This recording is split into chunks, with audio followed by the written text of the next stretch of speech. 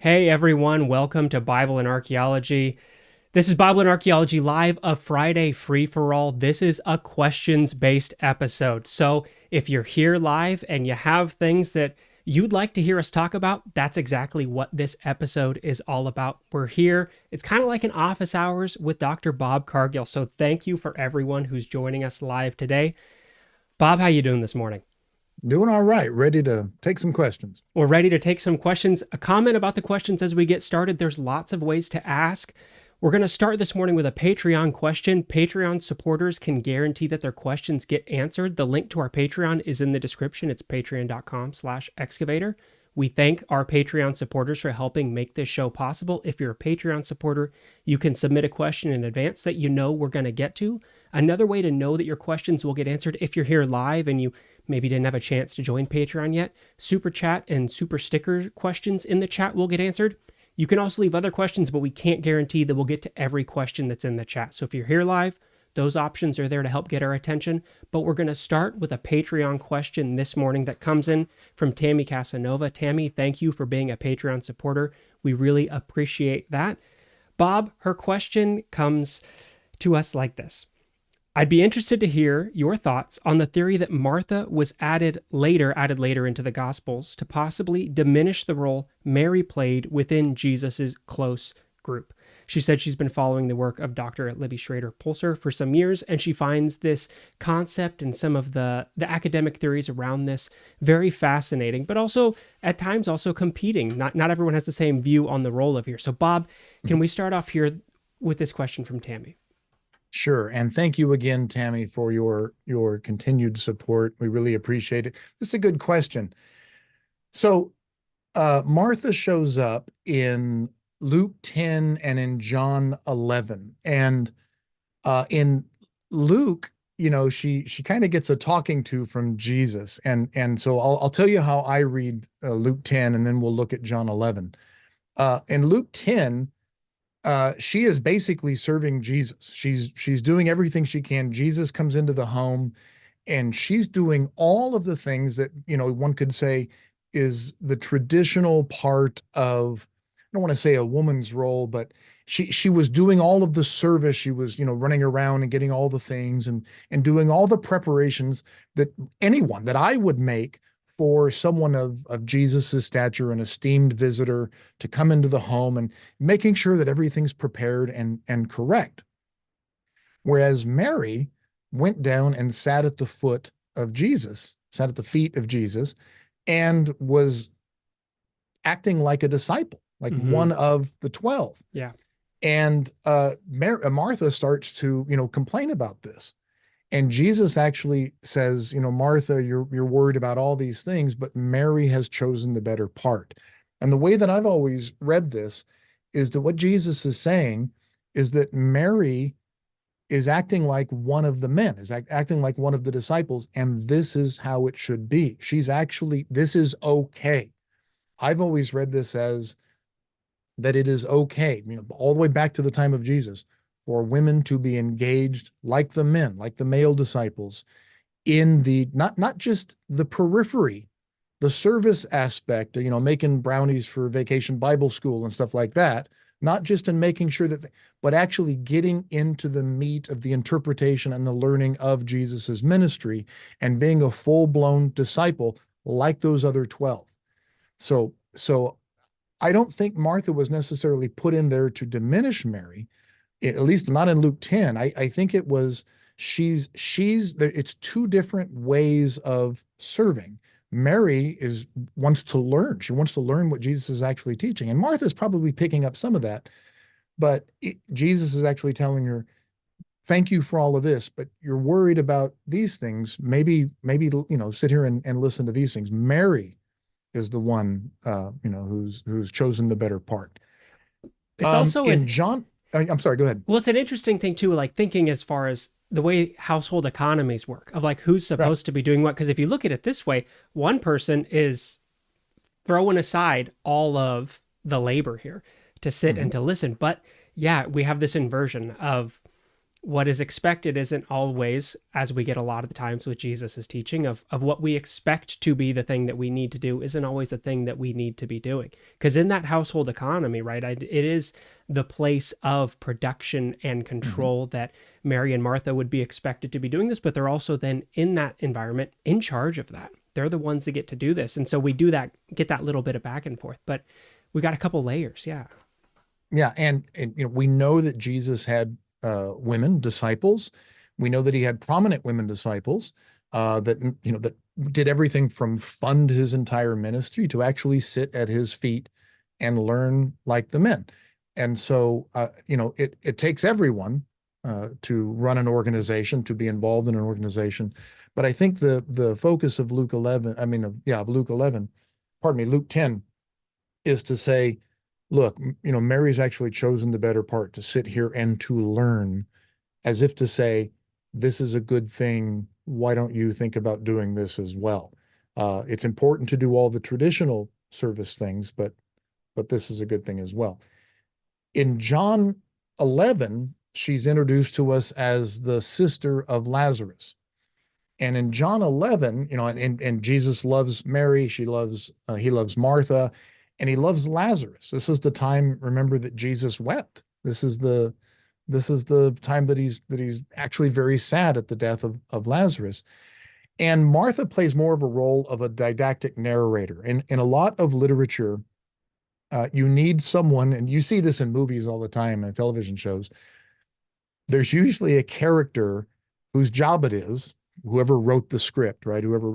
To explain to the viewer, to explain to the audience kind of what's going on. And their words are going to ask questions that kind of move the script along while educating the viewer, either giving them some background information or saying, well, why are you going to do this, right? And then Jesus can then move forward. And that's Martha's role in the story of the resurrection of Lazarus, right? So Jesus will go up to the tomb and he'll say, roll away the stone. He goes, but you can't roll away the stone. There's going to be a stench. He's been dead for so long. He goes, but we're going to do this anyway, right? So she plays kind of the role of the person who will not question that he can do it, but will say, oh no, we can't do that because, and in her asking these questions or making these comments, it allows Jesus or the story to point out that, oh yeah, he's been dead a while. It's going to stink. And it allows you to build the tone. It's good literature, right? It allows you to flesh out the story a little more. Tammy, thank you for the question. It's a fascinating topic. We really appreciate your support. Before we get to more questions, we're going to touch on two news stories from this week. The first comes to us from an article that was published in Scientific Reports, an analysis of a wide variety of remains, of plant remains, found in two temples located in Gath. The remains here show a strong connection with the broader use of these plants that's known from the Mediterranean, the broader Aegean. Specifically, they say this early spread of Mediterranean plants were known in later cults of early Greek deities such as Hera, Artemis, Demeter, and Asclepius. And then they discuss the dating in this article to show some of what this might be saying.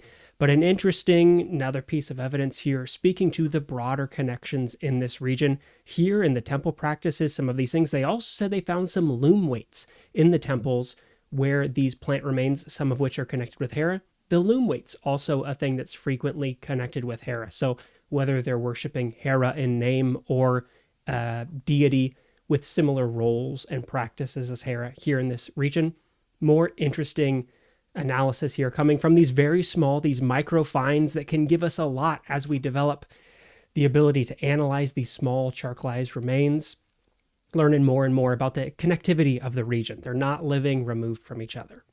Right. No. And this is Professor Mayer, and he's doing a excellent job over there. I encourage everyone to go check out this site and to listen to everything that Professor Mayer is saying. The Philistines are what? They're coming in from the Aegean. They're Greek, or they're coming through Crete, coming in. They're doing this, and they're bringing with them their own traditions. Now, they're also adopting some of the local traditions in Yeah, the yeah. Eastern Mediterranean.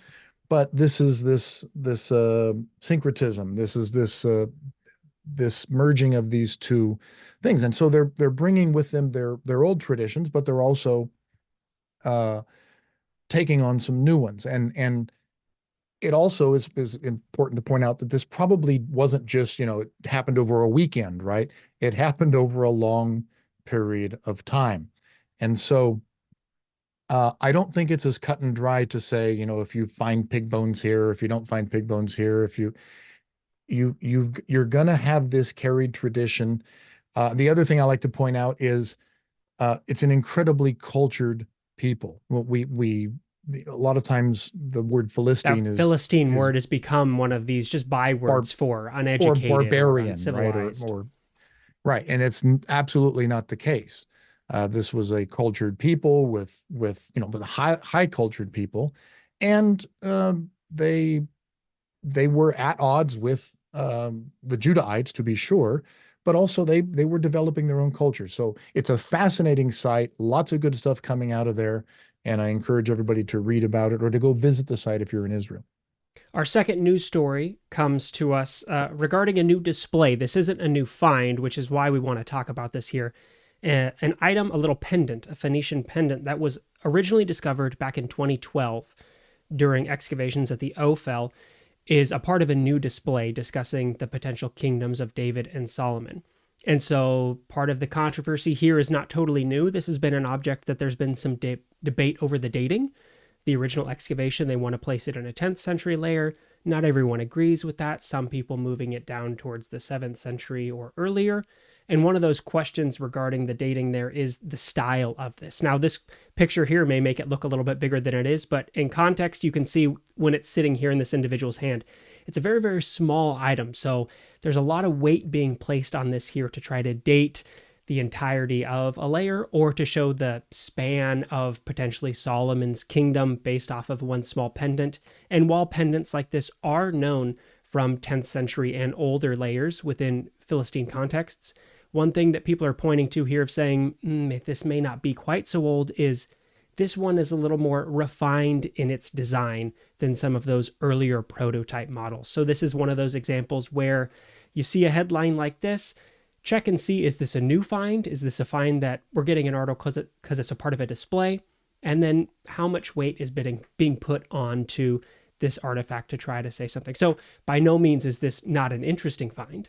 And it can tell us a lot about the region within the context of connections or jewelry. But making sure, as you're reading these types of stories, being aware of what's being read in or read over the top of some of these things. I had a rabbinics professor at UCLA, Carol Bakos, who said, one tree does not a forest make. And basically, you find one thing, and it may be in a context where there is at least a claim to a 10th century level, but that does not mean that everything that comes out of there or everything. There's also an 8th century level there and a 7th century level there. It's Jerusalem, right? So is there a continuity? I mean, did people wear things, in other ages? And you want to do this objectively. Have there been things from the 10th century discovered there? Yeah, I mean, I think you can make a case for that. Is everything coming out of there to the 10th century? The more you claim that, the more attention you can get. You know, you can sell a lot of tickets if you make these claims. And I'm not saying that's the motivation here. What I'm saying is there's always going to be a debate, especially about objects coming out of this part of Jerusalem. And so, it's good to have this debate when you find things that are in context, provenance objects in controlled excavations. And then we get to have a scholarly debate about them. So, is it 10th century? Is it 8th century? Is it 7th century? Let's have that debate. But let's understand, where it's from and who's making the claims and why they're making the claim. I think I can feel the topic that you want to touch on here next. So I say let's just get directly into it, because there was a new article this week relating to a topic that has been one of discussion here before. An article discussing, replying to some of this Mount Ebal inscription back and forth. I'll leave it there and throw it to you, Bob. What's the statement for the week regarding the Mount Ebal new article? And now this isn't one that's coming from Stripling. This is an external person for context. Yeah, and and this was published, I believe, in that Stripling and his crew published their findings in as a refutation, and it looked like it was an attempt to refute Stripling while also not agreeing with other refutations that have been published. I think everyone knows my position on this. This is not a legitimate claim. This is not a legitimate finding. It doesn't stand up to any scientific methodology whatsoever, any credible scientific methodology. I mean, it started off as a YouTube video at a press conference. They didn't show the picture. I mean, we have chronicled this for a couple of years now. If you want to go to we have a full playlist, the Mount Ebal Balagan, the mess, and you can go back and see everything that we've said about this. In fact, I think this article actually references. Yeah, this article, in the conclusion, it references you and it references Gad Barnea and some others who have been doing public-facing, online, ongoing commentary outside of published journals. They did a particular reference of, you'll see some of this kind of work in places like your comments and Gad Barnea's comments. You know what? Kudos to scholars who actually acknowledge other scholars doing work in the public realm, because that's scholarship going on in the public realm. And I think I've made clear my objections to publishing unprovenanced objects, even refutations to them, just because somebody went off and we do not publish unprovenanced objects. And if they've found some way to get this published, you don't give it oxygen or credibility by publishing a refutation to it. So I've said that before. Everybody's heard me say that. And so there's that. The thing that jumped out at me on this one is this continued use of this notion, and when we saw it again in this article, that extraordinary claims require extraordinary evidence. And this is often called the Sagan standard, because it usually gets attributed to Carl Sagan, whom I love, one of my heroes, public scholar, just one of my favorite people. Now, did people say it before him or say something like it before him? Yeah, but it always gets attributed to Carl Sagan. Extraordinary claims require extraordinary evidence. The problem is it's not true. It's wrong. And I wish and I used to say it, long ago, but I had discussions with my colleagues, with my friends about this claim that extraordinary claims require extraordinary evidence. And after thinking about it, I realized this is just not true. And people need to stop saying it. Let's put it this way. The extraordinary claims require extraordinary evidence. People need to stop saying it. An extraordinary claim is a relative term. Extraordinary to what? Ordinary? By this, do you mean sensational? If sensational to what? However, the entire purpose of the scientific method is to standardize the process of testing and ultimately disproving and supporting various hypotheses and theories. By definition, there is no such thing as an extraordinary evidence. There is only evidence. The scientific method is a standardized system. It's not relative. Ask yourself, what makes a piece of evidence extraordinary? That it's new? That's not extraordinary at all. That's regular, standard scientific method. Is evidence extraordinary because it supports a new theory?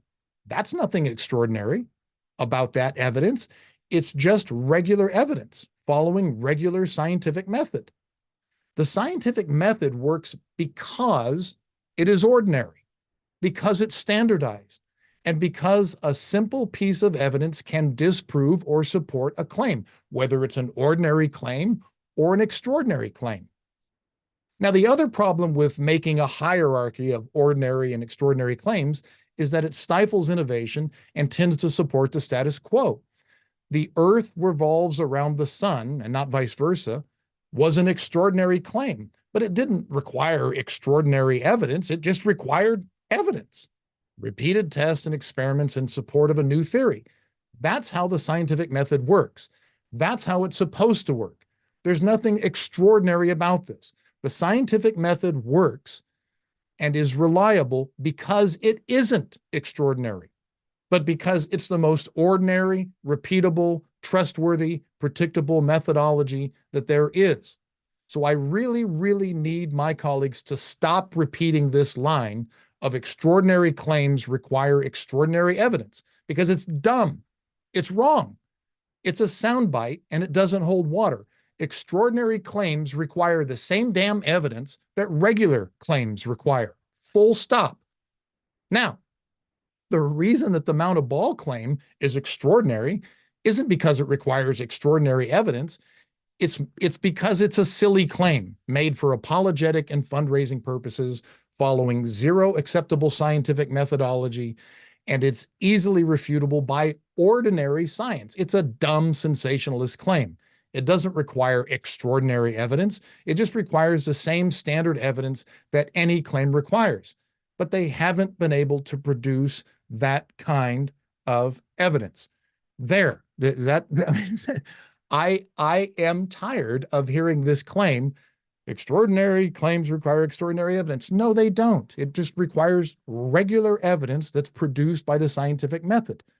Does that make any sense? I mean, I think we're definitely, yes. And he tagged it in at the end. It's something that keeps coming around. It's a quote we see a lot in different contexts. It's a soundbite. It's a soundbite, but it's not true. The scientific method, one simple piece of evidence can support or disprove a claim, whether it's an extraordinary claim or whether it's a regular claim. That's a relative. Yeah. Again, I'll ask, what makes a claim extraordinary? Because it's new, right? Because it's popular. Science isn't about relativity with regard to how new or innovative the claim is. So if you want to say a sensational claim or an unexpected claim, or you know what? There was a temple in operation just outside of Jerusalem at the same time Solomon's temple was on operation. Wow, that's a extraordinary claim. But it doesn't require extraordinary evidence. You just got to go dig at Tel Motza. Hey, look, they've got a temple here. That's regular, standard, ordinary evidence. That's not extraordinary evidence. They just did science. And Shua Kiselevich just did science, and she's got this dig. And so this whole notion that extraordinary claims require extraordinary evidence is false. Please stop saying it. I think that's a perfect place to end that one. And hopefully, as we always say, hopefully this one goes away. Unfortunately, it probably won't. But let's move to the comments, because we've got a super chat here from Constellation Pegasus. Thank you so much for your question here. Bob, the question comes as follows. Rashi commentary mentions Leviathan as a male-female pair. God killed the female because if they mated, the world couldn't exist. God did this for righteousness if Leviathans lived. What does this mean? This is one of those Leviathan questions. What's going on with Leviathan? Yeah. We have conflicting and sometimes different descriptions of Leviathan in the biblical record that then get expanded out, into these commentaries. I think my favorite one is the Job reference that God made Leviathan to sport in it. And sport, whether it's play with, or sport, whether it's tease with. Some people want to read this as, made it so that to establish dominance. But it also, I like to read it, is this God's pet? Leviathan, and God is sporting with it, taking it out with the walk, having a good time. But is Leviathan the world destroyer, and that's why God needed to do this conquering? There are a lot of questions about the origin of Leviathan. And to be honest, I don't know I know that Rashi has a lot of theories and interpretive theories and can be pretty creative sometimes. Leviathan has been interpreted as everything from an alligator, right? So a Leviathan and behemoth, an alligator and so ordinary animals that are exotic, to some kind of, I don't want to say demonic, but some kind of celestial or otherworldly being, to one of the existing deities. So you have you can talk about, we see references to the Ugaritic sea monster Lotan, right? So one of the existing deities that kind of gets worked in, because we do know, as we talked about last week, that a lot of times these stories that we have in the Bible, the references to the ocean, the sea, the references to death, they are basically, I don't know the good word for it, but they're deified references to things. So Yam is not the sea god, Yam, it's just the sea. Mot is not the god of death, Mot, it's just death, Mot. And so, you know, how do you read the concept of Leviathan? Is it an old reference to what had been a deity, and then over the years it comes to just it's a reference that they kept around, but now it's understood as a monster or maybe a great beast? Or are they trying to incorporate one of these old myths, like, the question is it like the flood in Gilgamesh, right? Are they taking the Gilgamesh story and changing it around? And because the reference is so short and small, what I think is happening is they may have had the old myth, but it's shriveled, it's atrophied to such an extent that you've got still this reference to it. You can do the same thing with Lilith, right? It may have once been a monster or a goddess or something, but it's gotten down to a point where people aren't quite sure what it is. Is it an owl? Is it a demon? Is it Adam's first wife?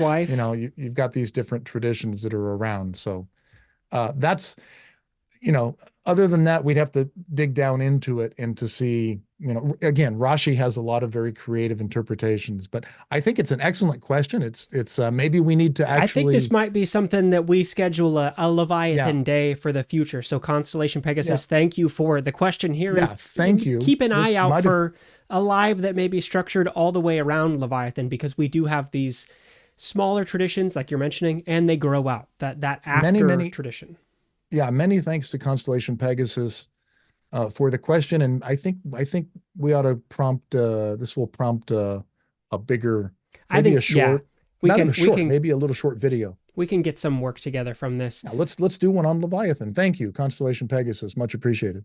I want to jump to something kind of related to some of these tradition concepts that we're talking about just now. A question that we got coming in from a Patreon supporter regarding David and Goliath. And this is something that we've seen a lot in the comments on this video as well. We had that recent David and Goliath, does Goliath die twice video. And David is the one asking us, is there a common sense explanation for this? They're said that they've always been taught to see this as maybe they're missing something, but there was no sword in his hand.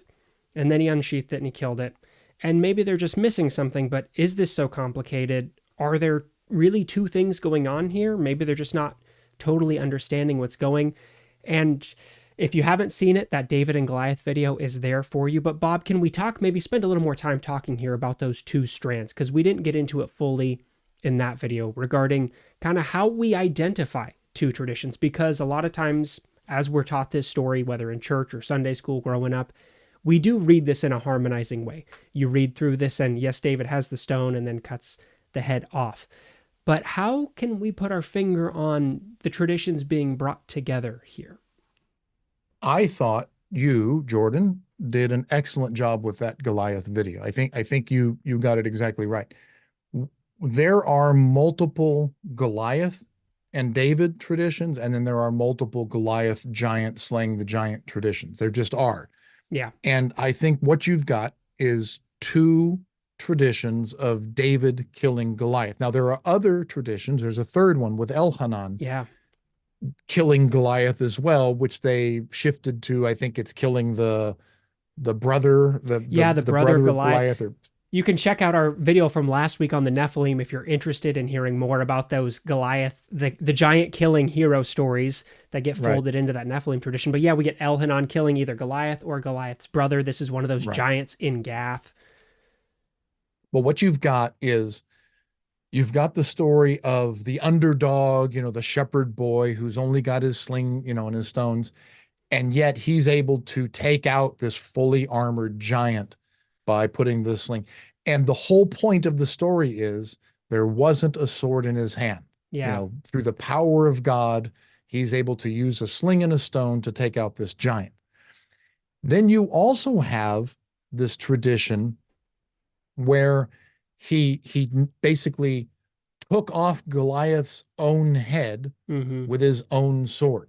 So he took off. But if you read that tradition, there's another issue with the text, an anachronism, in that you'll notice that it says he took his head with him Yeah. and went to Jerusalem. The problem here is what Jerusalem? They haven't conquered Jerusalem. There is no Jerusalem. So, there's apologists will say, well, they ran by Jerusalem to say, hey, you're next, or something like that. No, this is an anachronism, right? They took it to Jerusalem because the story is out of place. Yeah. This is David. This is a story of David defeating one of the enemies, probably after, at least in the story timeline, Jerusalem had already been conquered. But because it's David and Goliath, they put it there together. Then when they stuck them together, they have this, there was not a sword in his hand, he was dead. And then they just put this, they took the sword and then cut his head off. But they forgot to take the part out about, and he took it to Jerusalem. Yeah. By the Because way, we David's have, running around with a giant head. He's just, he's running around with a head in his bag or something. I don't know. as you do. Yeah. We'll put As on one screen does. here, verse 49, right? He's got that. Verse 49 is our stones one. Right. He falls face down. Verse 50, we have that he prevailed over him with a sling and a stone. There was no sword in David's hand. This is that clear one, and one that doesn't totally agree. In these stories, as we talked about in that video, the Septuagint and the Masoretic text don't fully agree. They're aware of some different things here. Before, 51, he cuts that head off. And I think one of my favorite, later, the carry-ons of this that comes back is when David is fleeing and he goes and he doesn't have any weapons. What does he do? He goes to a temple where conveniently, Goliath's sword is here. And that's the sword that he takes with him as he's fleeing from Saul. So this David with Goliath's sword comes back in later as one of these callbacks that, just shows some of the artistry here that's being worked into this biblical narrative in a way that is really enjoyable, especially if you're aware of some of the competing traditions here. Because did he have the sword? Did he not have the sword? Later, he needs that sword. It's a fun thing to keep your finger on, but one of those moments of, competing traditions that, just like we harmonize them when we read them now, they were harmonizing them when they're pulling them together, because they're both so good. They're both such good traditions. Why get rid of either one? We don't have to. We can just put them together. I agree. And we had this conversation when I was doing the interview with Seth Sanders. And there's this theory that before anyone was really into apologetics, that is, before there was this notion that, let's say, for instance, Genesis 1 and Genesis 2 had to align as history. Because if you read Genesis 1, they make all the earth and then they make the animals, and then they make Adam and Eve together at the end after all the animals are made. But if you read Genesis 2, they make humans, then they make all the animals. None of them, are appropriate accompaniment. So then they make Eve, right? And those don't align. They don't match. And so people try to apologetically, harmonize them, and you can't.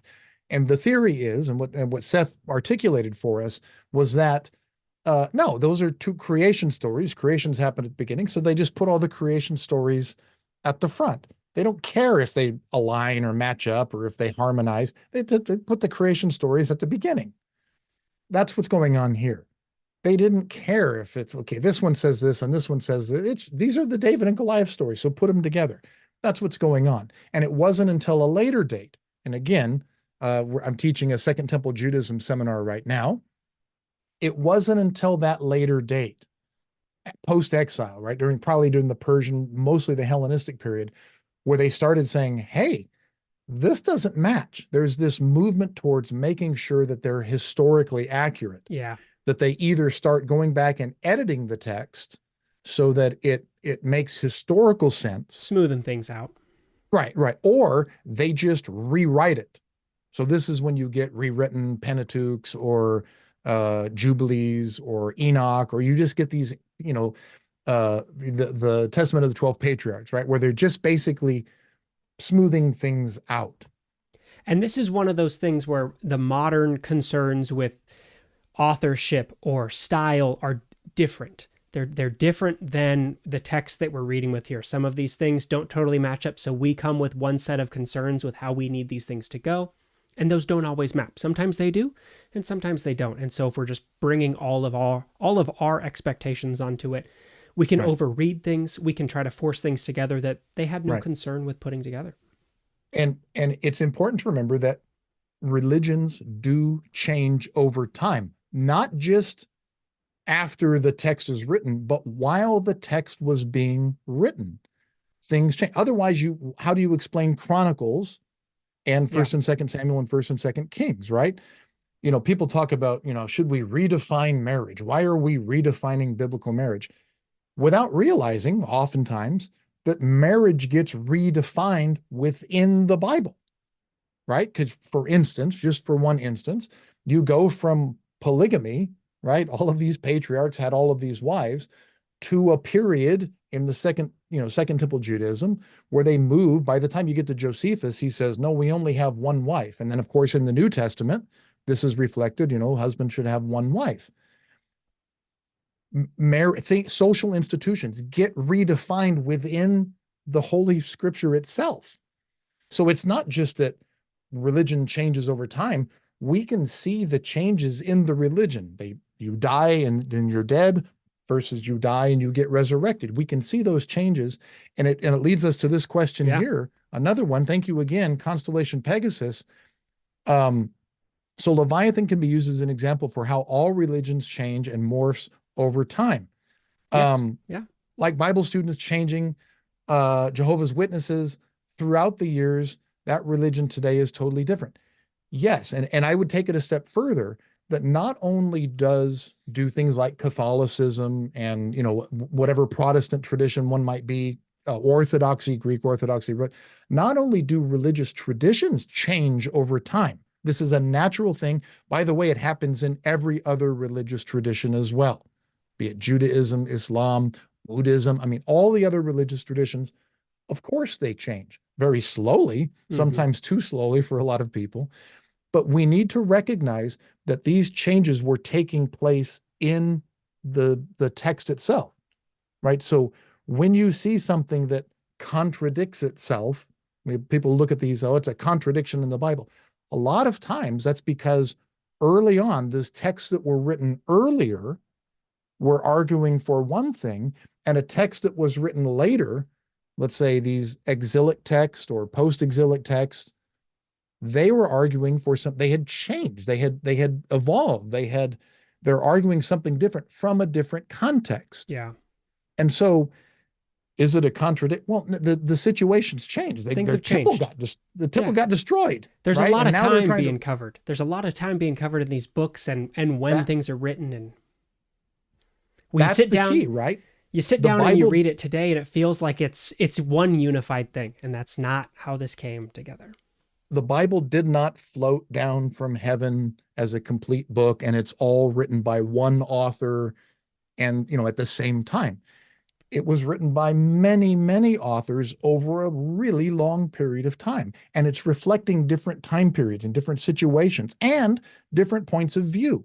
What Deuteronomy is arguing is completely different from what Job is arguing. Job's actually trying to argue against what Deuteronomy argues until they came in and tacked on, 42. Fix a little at the front and the back, and we make things smoother. Yeah, what Kohelet is arguing, right? What Ecclesiastes is arguing is completely different from what, the Deuteronomistic, history, the Deuteronomistic theology is arguing again until they come in and tack on the very end of Kohelet, just to make it kind of. And what's Song of Songs doing, right? Although I think Akiva really, really liked it, right? It's the Holy of Holies, right? But a lot of these books are bringing different points of view. It's why I love the Hebrew Bible, because they'll take a book that completely argues against what Deuteronomy, Job is arguing against Deuteronomy, and they just said canonize all of it. Because you know what? Sometimes bad things happen to good people, and we need to have something, we need to have Lamentations in there. It's not all fun and joy. We need to have something that speaks to all of our situations from all of our points of view. That's the beauty of the book. That's the beauty of the literature. Yeah. Well, religions change over time. They're not static. And that's a great question from Constellation Pegasus. Thank you so much. There's another question in the chat here I want to jump on. Regarding Jezebel, we talked some about Jezebel back when we were in that Baal episode. Aside from the biblical text, is there any evidence for the existence of Jezebel? Jezebel, one of these characters that has a large life in modern literature and movies, one of those well-known names, but also one of those names we know we have evidence for some of the kings of Israel and of Judah in some of these monumental inscriptions, references to the house of David or references to Yehu and the house of Omri. But as far as evidence goes for Jezebel, I think there is one unprovenanced seal that is argued to have reference for Jezebel, but should we also expect there to be? Would you expect there to be archaeological evidence or external references to Jezebel, Bob? There is a seal, and I just looked it up here real quick. From the 9th century, discovered in 64, with what they think are the letters of the name Jezebel on it, which would probably read something like belonging to Jezebel, although it's not a consensus. The scholars aren't in agreement, and it may have been on provenance. We don't know. I'm trying to look here to see if it was actually from a closed dig. The thing with Jezebel is you're dealing with a northern set of kingdom where we actually do have evidence for this line of kings, right? Yeah. Ahab and Omri. We actually have the black obelisk of Shalmaneser III, where you've got the Israelite king bowing. Now it's not a flattering piece of evidence, right? You've got the Israelite king.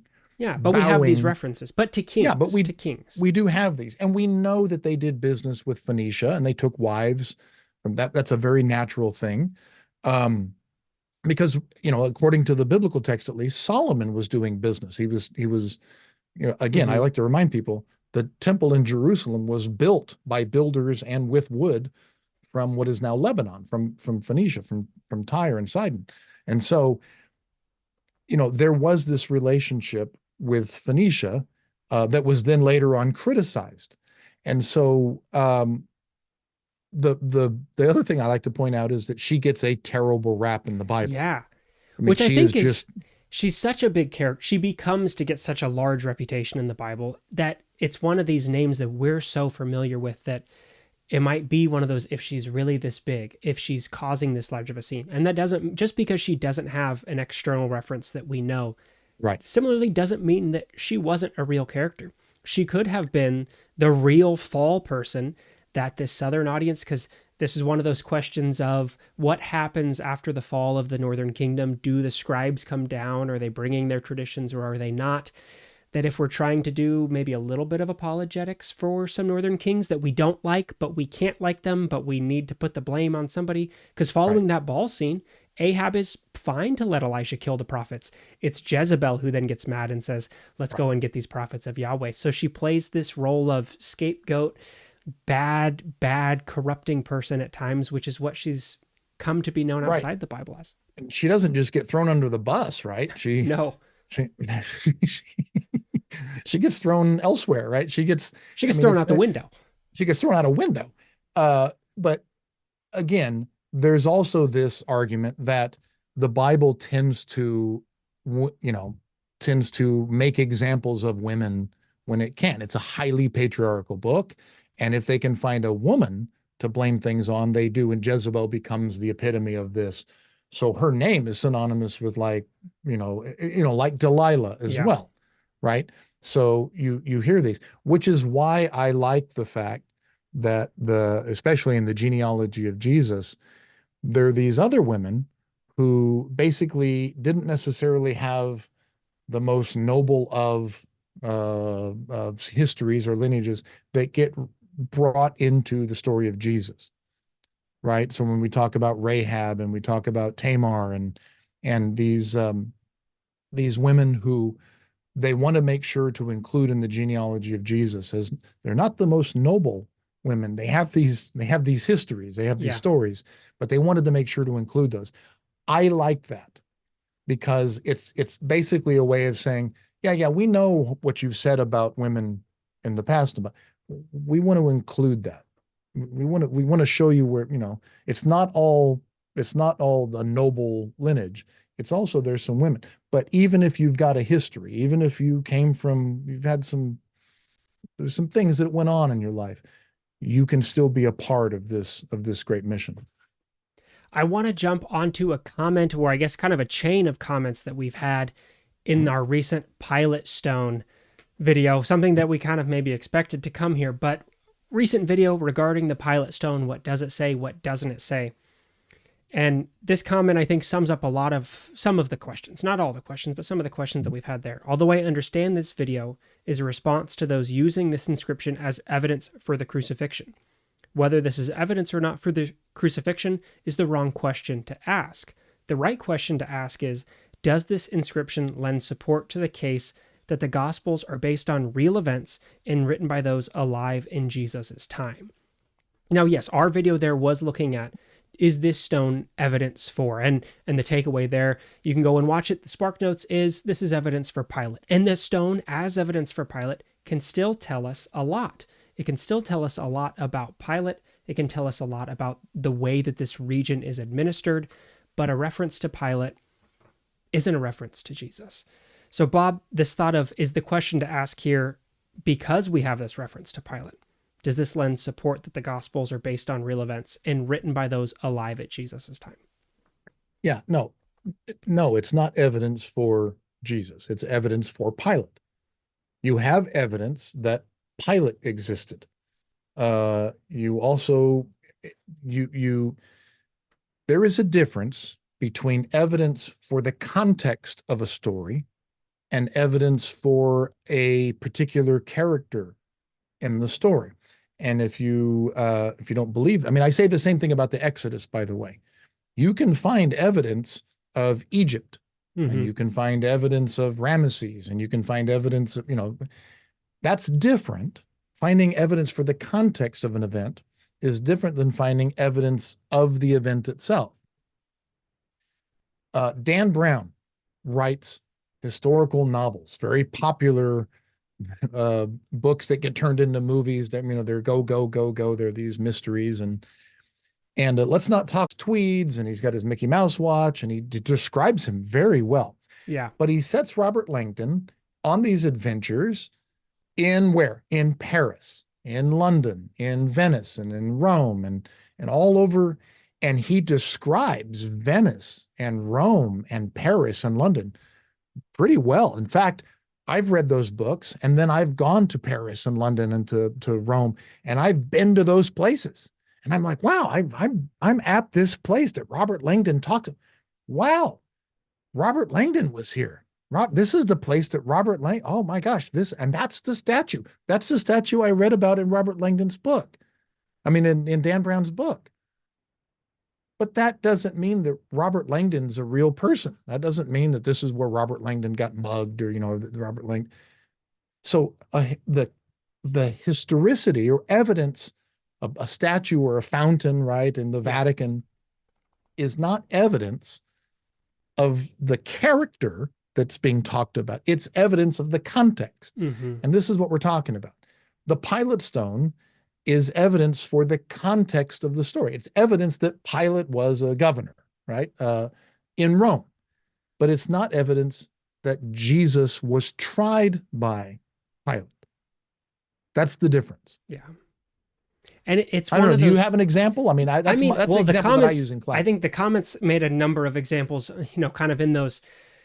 There was one, I think, that JFK shows up in a Superman comic, or Captain America is set, his storyline is set in the period of World War II and then after. So we do this in many different, modern storytelling, like Da Mhm. Vinci Code or comic book, where we have real events that we know or individuals that we know, and then it becomes a fiction. And again, just because the Pilate Stone doesn't mention Jesus doesn't mean that Jesus didn't exist. But the line here is, again, it's one of those, what does this object say? Just like the Right. pendant from earlier in the news. What does this say? And what can we say that this response, what can we responsibly say that this says versus trying to put too much burden of proof onto this? Because again, as an individual item, where it comes from, the mention of the name, it can still tell us a lot about this period and this region, where Pilate is located, or how. Also, the secondary use is something that is very interesting about this find, that this inscription that mentions Pilate, it wasn't found at the base of a monumental statue, or it had been reused as a part of a staircase. Some people read that as, yeah, Pilate wasn't respected so much in this region, or however you want to go there, there's interpretations that happen. But it also Mhm. tells us then about the development of this place over time. Right. How does this place continue to grow? And so this stone can still tell us a lot, Well, with or remember, without Pilate, a direct right. reference to Jesus. That's right. And remember, Pilate got recalled. Yeah. You oftentimes you sent governors out here to kind of cut your teeth to kind of see how you're going to be. This is the testing grounds. Yeah. And he got recalled. So his monument, so Yeah. he can become a pavement, right? He We can need some become building pavement. blocks. Pilate's gone. Take that inscription. It's a nice piece of stone. We can slap that in and we can make something else happen out of this. But there's still a lot that can be said, that this stone can tell us. Evidence directly for Jesus? No. But again, doesn't mean that it has no value to us. Yeah. Do we have more questions? We do. We've got a lot of questions within the chat here. So let's jump on a Okay. couple of these. Sure. A question that comes from Kaylin, and this touches some on that Exodus question that you mentioned. How much historical fact is there in the narrative of the patriarchs? We have these large patriarchal traditions within the Hebrew Bible. Historical fact within these? Do we have, as we're mentioning, we've got some evidence for kings of Israel? Any archaeological evidence that supports these, or historical realities mirrored in these stories? Right. This is a good question. I get this one a lot. We don't have any archaeological evidence for any of the patriarchs. There's no archaeological evidence for Abraham. There's no archaeological evidence for Jacob, for Joseph, for Moses. So we don't have Now, there are traditions that this is the cave, or this is his birthplace, or that there are traditions, but we don't have any archaeological evidence. Where we start getting the archaeological evidence is when we get into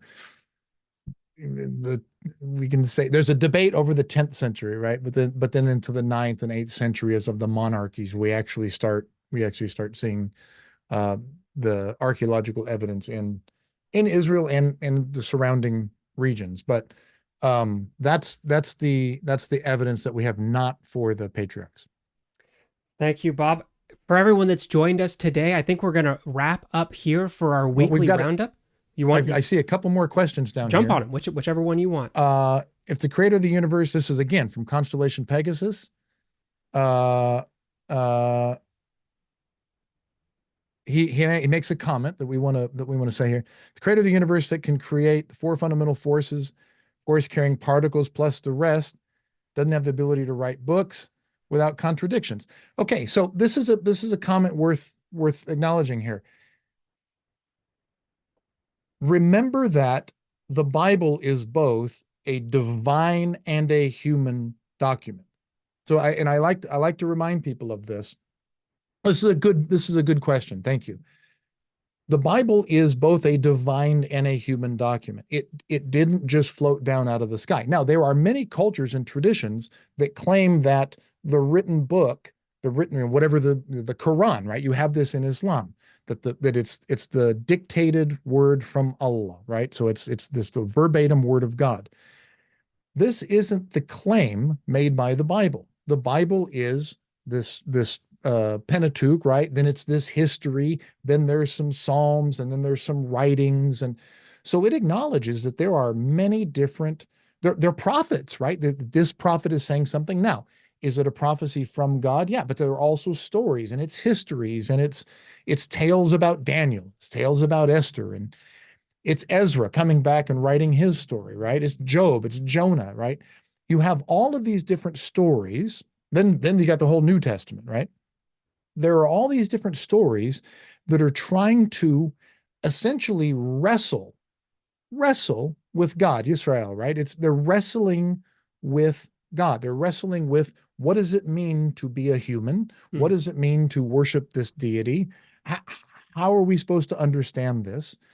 And sometimes it's positive, sometimes it's not. And they're just trying to figure out, what are we doing here? And it happens over a period of time. And so, are there contradictions in the Bible? Absolutely. Of course there are. But also, a lot of these things are the result of the Bible being written over a long period of time and things changing over that period of time. So it's not so much that whether you believe in the deity or not, that he doesn't have the ability to write a perfect text. It's the fact that the Jewish people and later on the Christians, the people who follow Jesus, they decided these are the books that are important to us. And here's how we've redacted them, and here's how we've collected them. Remember that people give texts authority. People venerate texts because they have meaning to them. We, a church or a synagogue or a group of people are the ones, a group of the faithful are the ones that say, this text is what we believe to reflect accurately our relationship with God. The people, the church existed before the Bible did, right? The people of Israel existed before the Hebrew Bible did. And so we have to remember that it's not a blueprint for how the church existed, and they chose the books that go into their Bible. And so that's what we need to remember. It's both you can call it a divine or an inspired document, but it is a human document, and it's reflecting the changes over all that time. No, yeah, thank you for pointing that one out, Constellation Pegasus. Thank you for your comments and questions today. For everyone that joined us today for our Bible and Archaeology Live Friday Free-for-All, thank you for tuning in. If you're watching this on a replay and you missed out on this month's opportunity, don't worry. The top of every month, the first Friday of the month, we do a Bible and Archaeology questions only episode. If you want to make sure that your questions get in for the next Friday free-for-all, you can join us on Patreon, become a Patreon supporter, submit your questions in advance, whether for a Friday free-for-all or to help shape an episode that you would like to see. But thank you everyone that tuned in today live, and for those of you watching on replay. Bob, anything you want to leave us with? No, this was good. We had some great questions. We did. And we got to cover a diversity of things. Please stop saying that extraordinary claims require extraordinary evidence. It's not true. Let's stop saying that. I think that's a perfect ending point. I'm Jordan Jones for Dr. Bob Cargill, if I can get your name out. Thank you for joining us today. Everybody have a great weekend.